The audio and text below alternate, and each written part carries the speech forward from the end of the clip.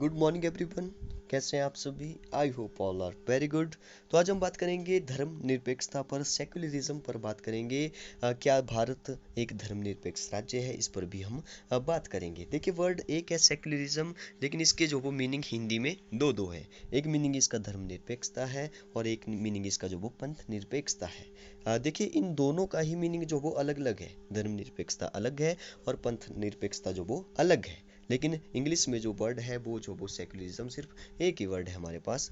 तो इन दोनों के जो मीनिंग है, धर्मनिरपेक्षता, पंथ निरपेक्षता, इन पर भी हम बात करेंगे। क्या भारत एक पंथ निरपेक्ष राज्य है, क्या भारत एक धर्मनिरपेक्ष राज्य है, इस पर हम डिस्कस करेंगे। और हम बात करेंगे जैसे सुप्रीम कोर्ट ने हाल ही में जो वो अयोध्या मामले पर जो भी ऐतिहासिक फैसला सुनाया है, तो इस पर भी हम बात करेंगे कि क्या ये धर्मनिरपेक्षता के चरित्र पर जो वो चरित्र का जो वो उल्लंघन करता है या नहीं करता है, इस पर भी हम डिस्कस करेंगे। तो चलिए स्टार्ट करते हैं। सबसे पहले यहाँ पे लिखा है धर्मनिरपेक्षता, सेक्युलरिज्म। ठीक है। तो भारत का संविधान जो वो धर्मनिरपेक्षता, यहाँ पे लिखा है भारत का संविधान जो वो धर्मनिरपेक्षता के सिद्धांत पर आधारित है। ठीक है। संविधान द्वारा भारत की एक धर्मनिरपेक्ष राज्य के रूप में स्थापना की गई है। ठीक है, ओके। डोनाल्ड स्मिथ के अनुसार जो वो धर्मनिरपेक्षता की एक परिभाषा दी गई है, डेफिनेशन दी गई है। तो क्या बोला उन्होंने?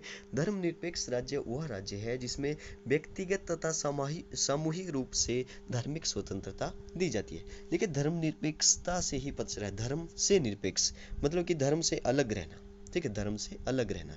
तो क्या भारत जो वो धर्म से अलग है? लेकिन पंथ निरपेक्षता का मतलब होता है किसी धर्म विशेष से जो वो भेदभाव न करना। दोनों का मीनिंग अलग अलग है।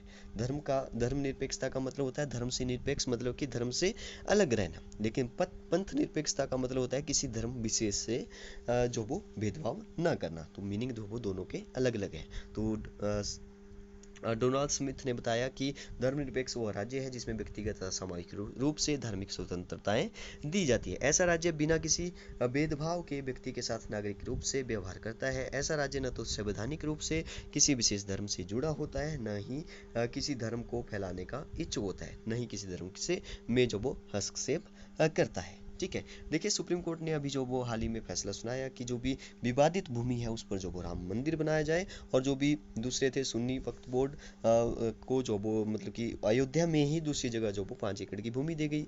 ठीक है। तो क्या ये आपको क्या लगता है कि क्या इस जो वो धर्मनिरपेक्षता के चरित्र का जो वो उल्लंघन करता है ये फैसला? तो आप खुद सोचिए इसके बारे में। आगे लिखा है दूसरे शब्दों में जो वो एक धर्मनिरपेक्ष राज्य वो है जो धर्म से असंबद्ध है, मतलब कि धर्म से उसका कोई संबंध नहीं है। लिखा है आगे, असंबद्ध मतलब कि धर्म से उसका कोई संबंध नहीं है। तो हमने अभी बात की पंथ निरपेक्षता की, किसी धर्म से कोई भेदभाव न करना। ठीक है। और जिसका अर्थ है जिसका धर्म के साथ कोई लगाव नहीं होता है। भारतीय संविधान द्वारा धर्मनिरपेक्ष राज्य की स्थापना की गई है। यद्यपि संविधान लागू किए जाने के समय भारत की धर्म निरपेक्षता संवैधानिक अनुच्छेदों पर आधारित थी, परंतु 1976 में पारित संविधान में जो 42 अमेंडमेंट हुआ। ठीक है, 42 अमेंडमेंट आप सभी को पता होगा। उसमें जो वो उसको जो मिनी कॉन्स्टिट्यूशन भी बोला जाता है, छोटा संविधान भी बोला जाता है, क्योंकि इसमें जो वो बहुत सारे बदलाव किए गए थे।